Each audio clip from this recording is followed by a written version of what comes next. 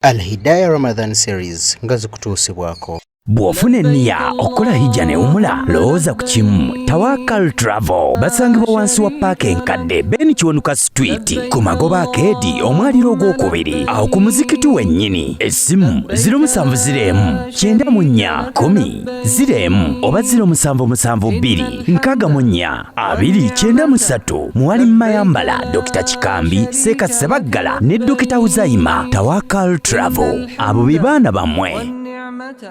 لك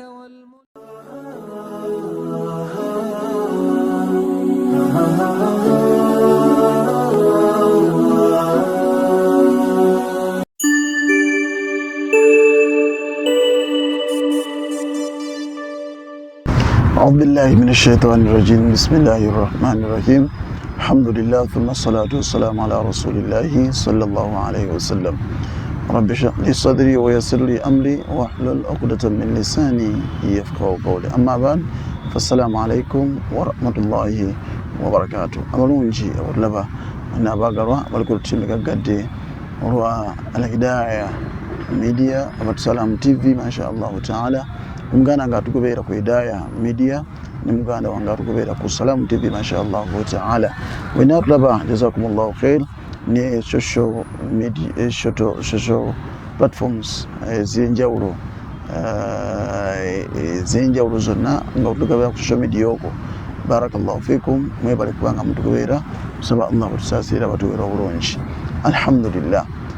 Tukomyeona te nga bulijjo n'omusomo gaffe utamuze mpolampola nga tunulira mwezi gwa Ramadan ni Allah subhanahu wa ta'ala kyakuwa ekyenjawulire ekyenkizo mbaka Muhammadu sallallahu alaihi wasallam kyakwogerako nti mwezi ennaku ezisooka za kusaasira, ennaku eziddako za kusonyiwa, ezisembayo za aitkum nannaari.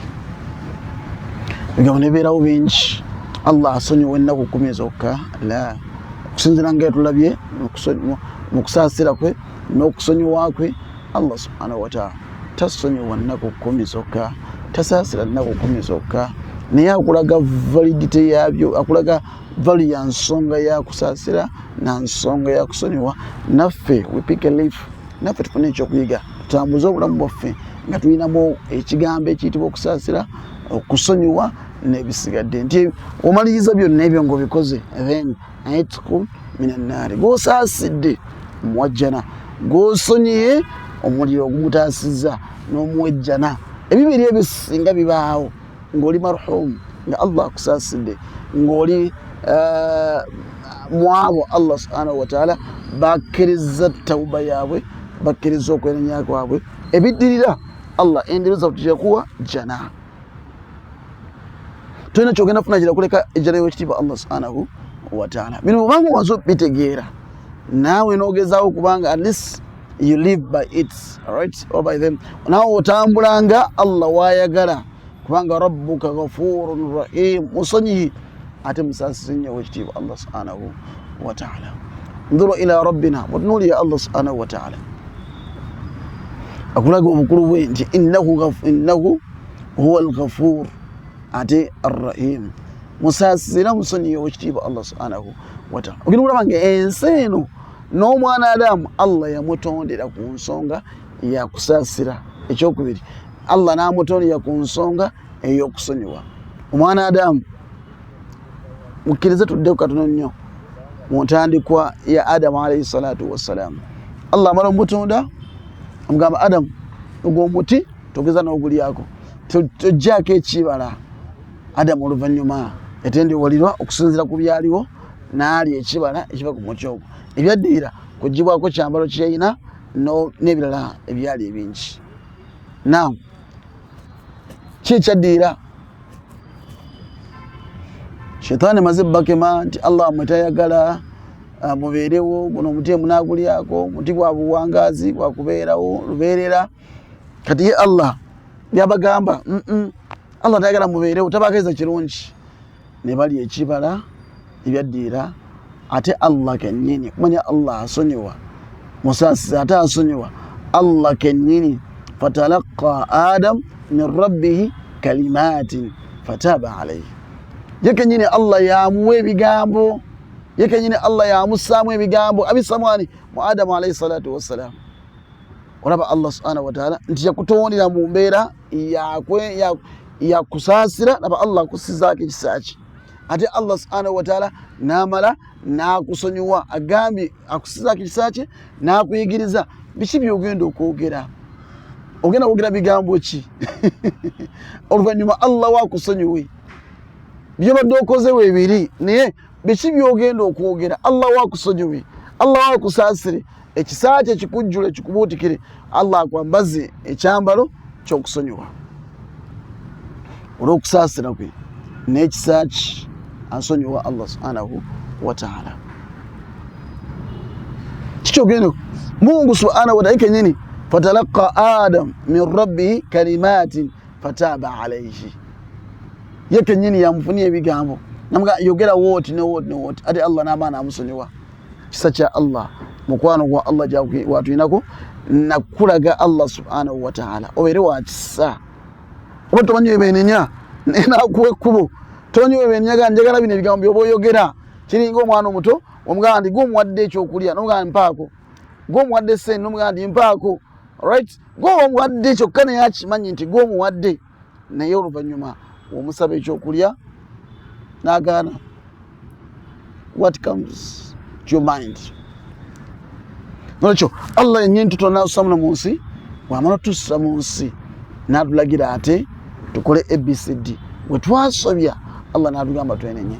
Allah n'ayigiriza Adamu n'amugjayo ne mu ggulu n'amuleeta mu kifo eky'okwenenyezaamu, mawdhi al istighfar, mawdhi as-sujud, ekifo eky'okwenenyezaamu n'okukola tawba, kiyitibwa al haram sharif, Kaabatul musharrafa. Awo wennyini Adamu alayhi salatu wassalam, awo yakampinga Adamu alayhi salatu wassalam, Allah wamuteeka nayenenya mu maaso g'ekitiibwa Allah subhanahu wa ta'ala. Allah nakkiriza edduwa ye fataaba alayhi. Allah nakkiriza edduwa ye, Allah nakkiriza ebigambo by'abayiga, yenenya nnyo olwenenya naga Mungu wange kyekino. Kibula mubaka Muhammadun sallallahu alaihi wasallam aga nti Allah wakimanyi yakutonda ku ntondwa ku buwumbwa oba okukola amazambi oba okwonoona. Nabbi n'atugamba sallallahu alaihi wasallam nti Allah, Nabbi yagamba sallallahu alaihi wasallam kullu bun adam khata, buli mwana Adamu musobya, naye wa khairul khata'in, omusobya asinga okubanga nungi mulungi at-tawwabina, abenenya. Otegedde abenenya, abasobya abasinga okubanga balungi, atula wansi neyenenya. Ategedde nti okoze ensobi naye maadha yambagi alayka, kyekigwanidde gy'oli, kiki ky'olina okukola? Tawba. Gamba nti Allah nsaba kunsonyiwa, alayka bitawba, ekyo Allah yakutonda nga akimanyi ebisobya. Abange Mungu waffe atumanyi nnyo, Allah waffe atumanyi nnyo, kyobulaba yassaawo mulyango gwa tawba. Allah atumanyi nnyo ne mumanya ge yali yeetuma mumanya ge mumanye 99 wayita asmaullahi al-husna. Yagamba nti huwa al-ghafur, tegedde ya ghafir, ate al-ghafur, ya Allah ghafir, ate al-ghafur, yeke nyini yasonyiwa, ya Allah waffe tabaraka wa ta'ala. La tansawna, abange temwerabira Allah wammwe subhanahu wa ta'ala. Tegedde idha asatum, wemba mwine kyemukoze, idha dhanabtum, wemmanga mwonoonye, mwine zambi lyemukoze, akaseera kazze Allah agatunyikirize nnyo mu Ramadani muno okubanga tusaba Allah tusonyiwa. Endaku 10 zino endaku 10 Allah asonyiramu nnyo, akulaga ekisa kye kyalina n'obudde bonna agala okole tawba, agala okole wenenye maaso ge Allah subhanahu wa ta'ala. Naye byatusomesa ye Allah, byatugamba byakwa mu Qur'an, ebiri mu Qur'an byagala tuteeke mu nkola.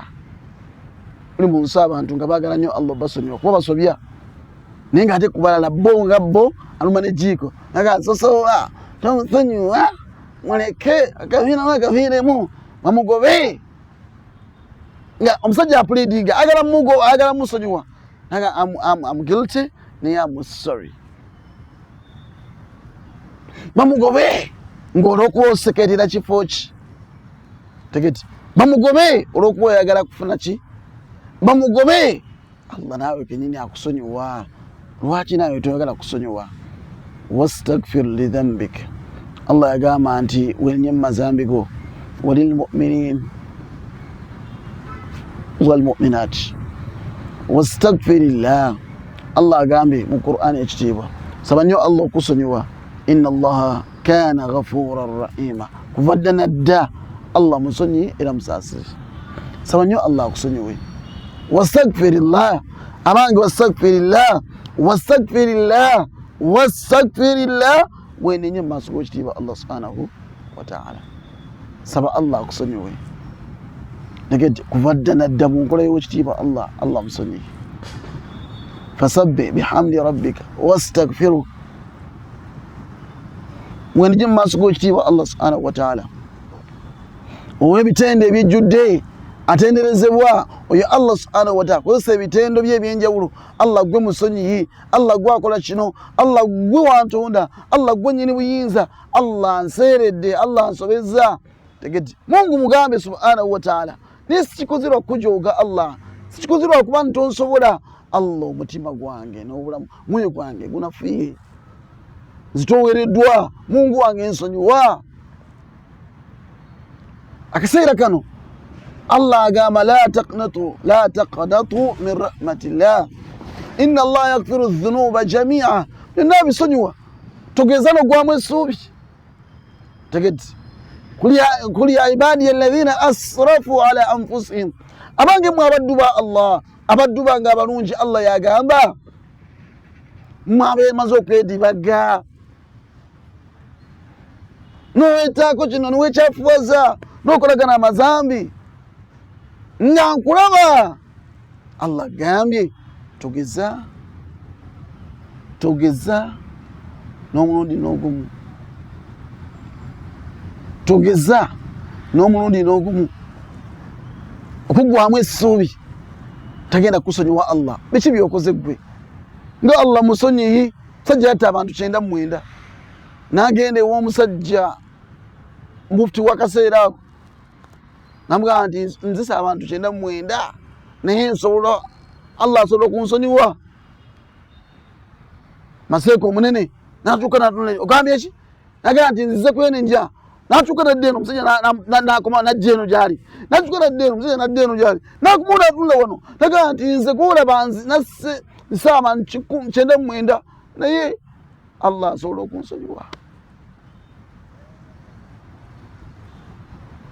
Allah asobola okunsonyiwa musajja yamugamba nti nga sekretary wa Allah nti tagenda kusonyiwa Allah abantu 99 bonna obase tasobola kusonyiwa Allah tujje goli mubi nnyo wakafa olumbe mubi nnyo kati ogenda kusonyiwa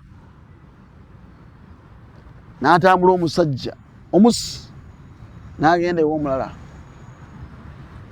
aba atambula ali mu kkuba agenda anoonya kusonyiwa ekyasooka kasoni yamugamba webityo namugamba kati bagwe mulamuzi wa Allah naye nkuggyeko ensingo oweze 10 abadde amulamudde wadde namuggyeko ensingo nagamba naawe nkusse kati banvunaanire ddala ovunaano olamula otya abantu hakadha tahkum annas wuti olamula abantu ogamba nti gwe Allah agenda kubonereza ogenda okwokya gwe tegenda kuzikira ogamba nti gwe oli wa muliro wakafa olumbe ogamba nti gwe sana nakati zino sato kyana mugaso ku nsi naka nawe kankujjewo awo tuna makulu vaawo kubanga ne fatwa zoowazeezo ekyaddira munnange otakulisaayo saba Allah atuwa obulungi nobitegera ebigambo ebyo n'atambula musajja wattu mukungu kyo ng'anoonya kulongoosa anoonya ayagala Allah wamusonyiwe musonyiwa n'atambula abaatuka mu makati g'olugendo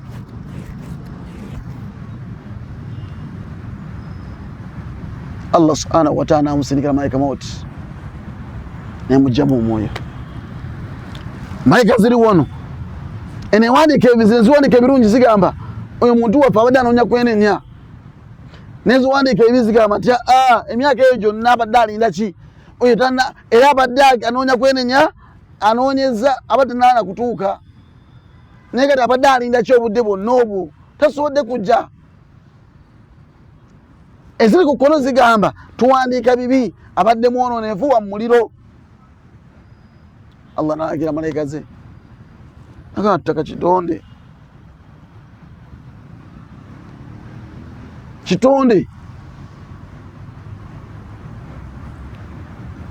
Allah n'alagira malayika ze ne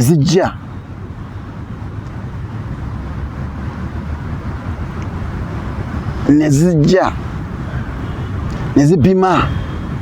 Mungu abagambye nti webanga abadde anaatera okutuuka eri omusajja gyagenda okwenenyeza, then mumubale mwabo abadde abalongoofu era wamujjana. Wabanga abadde abuzayo ebbanga ddene, distance nnene okutuuka wali wagenda okwenenyeza, then mumubale mu bantu b'omumuliro. Nze ebyange biwedde. Ne bajja ne bapima, bagenda okusinga olw'ekisa ky'ekitiibwa Allah subhanahu wa ta'ala. Ng'ekituufu omusajja abadde abuzaayo kinene nnyo okutuuka wali walaga. Naye Allah n'afunza sayidi ye ebadde ebulayo eba ng'ate yeesinze. Allah kennyini okumanya nti Allah atwagala nnyo, taagala tubonereza newankubadde omuliro yagussaawo, taagala twokya. Allah asonyiwa. Laba waafunza distance eno ey'omusajja oli assa abantu 1,000 olw'okuba abadde anoonya kutegera Katonda, olw'okuba abadde ayagala Allah subhanahu wa ta'ala kumusonyiwa, olw'okuba abadde anoonya Allah we yakola tawuba. Allah afunza distance eno awandikwe mu bantu b'omujjana, abantu abasonyiddwa. N'agaziya distance eno ebadde ebulayo, n'agaziya distance eno ey'abantu b'omu muliro, n'agigaziya awandikwe mu bantu b'omujjana. Allah amutaasa omuliro. Abange Allah wammwe musonyishi, Allah wammwe musonyishi, temugwamu ssuubi. Allah wammwe musonyi mwenenye. Tegeti mahma kathrati dhunub, akabelenga amazambi mangi gatya. Mahma kathrati dhunub, amazambi mangi gatya, gatiisa gatya. Ebyo Allah tabimanyi. Alaika bitawba. Right? Uno mwezi twitiza ebigambo bino wammanga. Allahumma innaka afuwun, Allah gwe musonyi, tuhibbul afwa, oyagala nnyo abasonyiwa, oyagala nnyo okusonyiwa. Faafu anni, Allah nkusaba onsonyiwe. Akalaadi akayitirira buli luvannyuma lwa ssala, buli oba ng'otambula. Allahumma innaka afuwun, Allah wange gwe musonyi, Allah wange gwe musonyi, tuhibbul afu, Allah oyagala okusonyiwa. Tuhibbul afu, ekyokusonyiwa kikunyumira nnyo Allah. Tuhibbul afu, Allah oyagala nnyo okusonyiwa. Faafu anni, sonyiwa Allah subhanahu wa ta'ala. Kigambo kikulu nnyo. Allah ayagala nnyo okusonyiwa. Mu bisanyusa Allah subhanahu wa ta'ala kwe kusonyiwa. Mu biwa Allah essanyu kusonyiwa. Allahumma innaka afuwun, Allah wange gwe musonyi, oyagala nnyo okusonyiwa. Kiddiŋŋane buli mulamulaani nga nawe omanyi by'olina, weedibaze. Tumanye amazambi gaffe. Bannange mwenenye, Allah agenda baddamu. Mwenenye agenda basonyiwa. Mwenenye agenda bagulyawo. Kyobula Nabbi sallallahu alayhi wa sallama kana yastaghfiru min rabbih, nga yenenya buli kaseera. Tegedde buli lunaku kumakya n'olweggulo, naye nga takka wansi wa mirundi 10, takka wansi wa mirundi 10, nga negamba takka wansi wa mirundi 7, 70 marra, endala negamba 100 marra. Ekikulu nti yenenyanga sallallahu alayhi wa sallam nga yakulembeddemu tulaga nti Allah musonyi, newankubadde tena wadde ekyonoono paka Muhammad sallallahu alayhi wa sallam kyali akoze. Tena wadde ekyonoono Nabi Muhammad sallallahu alayhi wa sallam kyali akoze. Kati gwe Kamadi Tawusi biti Juma n'amazambi g'olina right n'engambo z'olina geekoolina samize bw'olina obubbi bw'olina obwenzi bw'olina n'ebisigadde byonna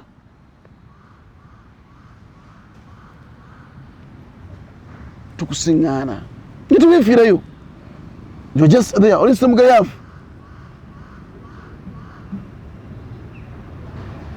nsaba Allah atubitikira ebigambo ebyo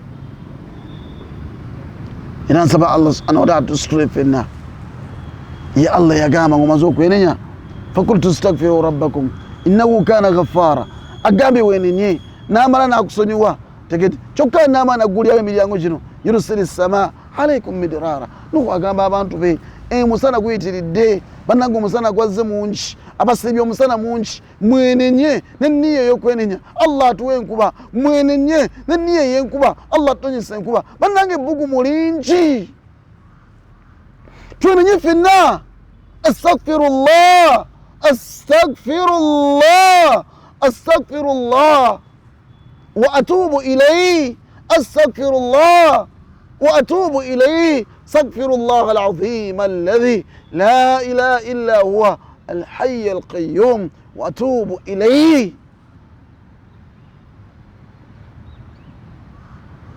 ذكر imperative نهيتوينني الله قامبيه فقلت استغفروا ربكم نو أقام بابانتوه مبينين ما سقى الله innahu kana ghaffara nange mbagamba Allah mumusonyishi bannange mbagamba tatunulamu oba ofaana otya mazambi gafaana gatya simanyi gwani wetaaga kubeera simanyi kiki twetaaga kumala kukwata Qur'ani okwenenya twetaaga kumala kutegera hadithi nyingi okwenenya twetaaga kumala kukola okwenenya abange wenenye ne mu lulimi Oluganda wenenyezaamu nolwotegeera mwenenye saba Allah tuwe tubitegera ebigambo ebyo فقلت استغفروا ربكم إنه كان غفارا يرسل السماء عليكم مدرارا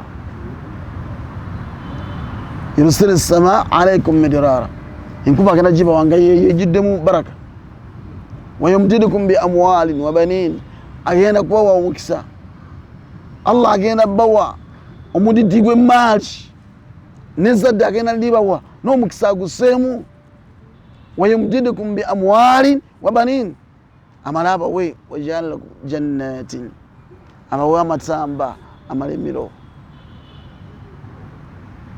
saba Allah sasa ya rabbi saba Allah sunu ya rabbi saba Allah sunu ya rabbi نرجو فقلت استغفروا ربكم إنه كان غفارا يرسل السماء عليكم مدرارا ويمددكم بأموال وبنين ويجعل لكم جنات ويجعل لكم أنهارا tusabe nnyo Allah tusonyiwe tunyweze omulyango okusaba Katonda tusonyiwa ewali ebirungi ayagala obuwanguzi ayagala baraka ayagala emaali ayagala obugagga ayagala biki ebisumuluzo by'obugagga biri awo kusaba Allah kusonyiwa amaanyi gali awo kusaba Allah kusonyiwa saba Allah kusonyiwe saba Allah tuwe bulungi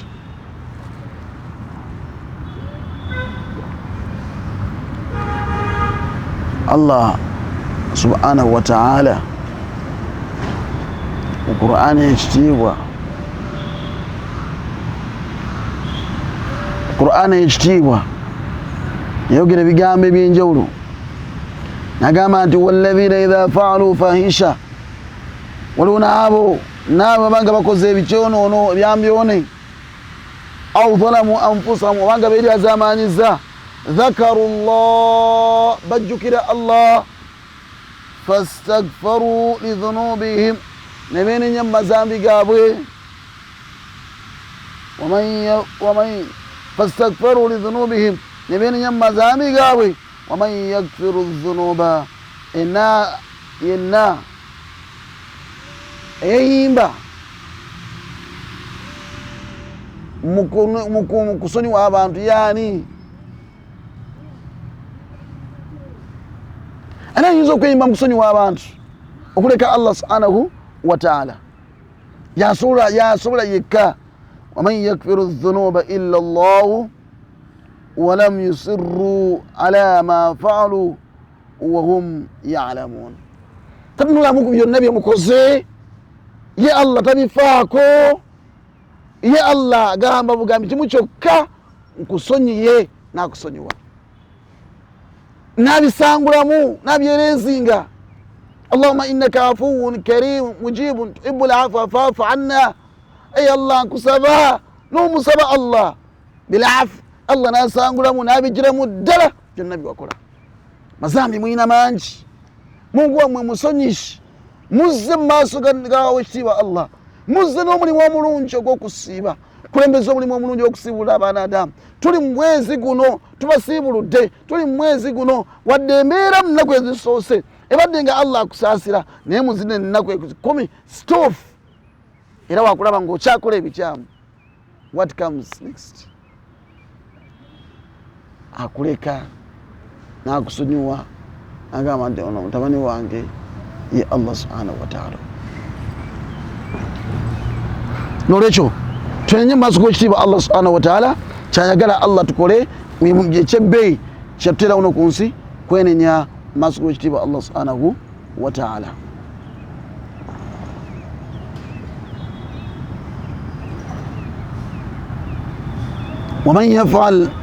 waman ya'mal su'an Allah ga mu Qur'an ekitiibwa waman ya'mal su'an akola ekyonoono ekibi aw yadhlim nafsa oba yeri azamanyiza thumma yastaghfirillah oluvannyuma n'agamba ai Allah nsaba kunsonyiwa tajidillah agenda sinkana Allah we nga ghafura rahima musonyi kyokka ate nga musaasizi gyali bitambulire wamu ebyo muntu w'ekisaaba ow'ekisaaba n'asonyiwa olw'ekisa kikulembera obusungu n'osonyiwa ekisa kya bbeeyi tuli mwezi guno naye abantu bubuze okusaasira bakuteekawa oba okusonyiwa bakuteeka luddawa omwami nakati osiiba naye tosonyiye mukyala omukyala oganya okuddiramu omwami kati osiiba naye naawe ejjoogo liyitiriza wadde n'omukyala naawe kyekimu omukyala osiiba naye omwami oganya omusonyiwa tuli awo tusiiba naye nga neiba tukyalina entalo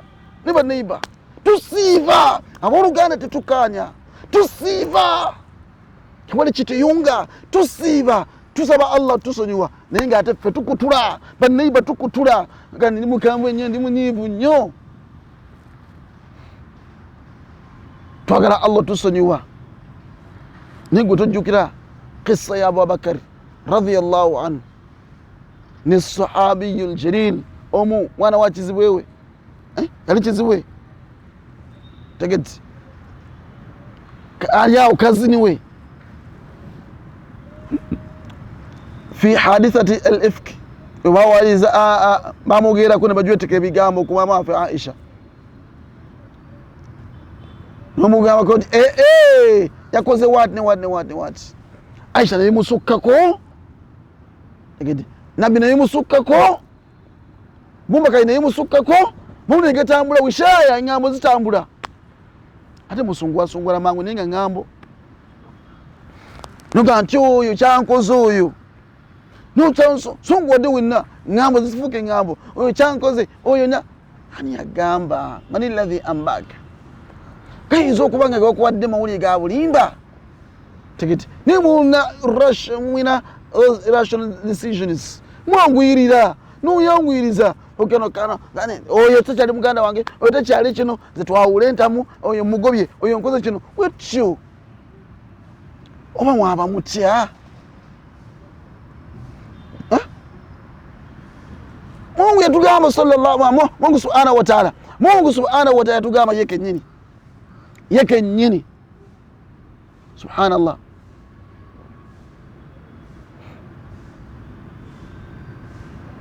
in ja'akum fasiqun binaba'in fatabayyanu wabanga abajjidira amawulire nga gabuki amuyisa na fasi kuba alesa amawulire ga bulimba agenda kwawula tegeti fukyoggatta ayawula bwawusi mwekennenya amawulire ago temumala gatwala wholeheartedly an tusiba qauman bijahala otherwise muyinza okukosa abantu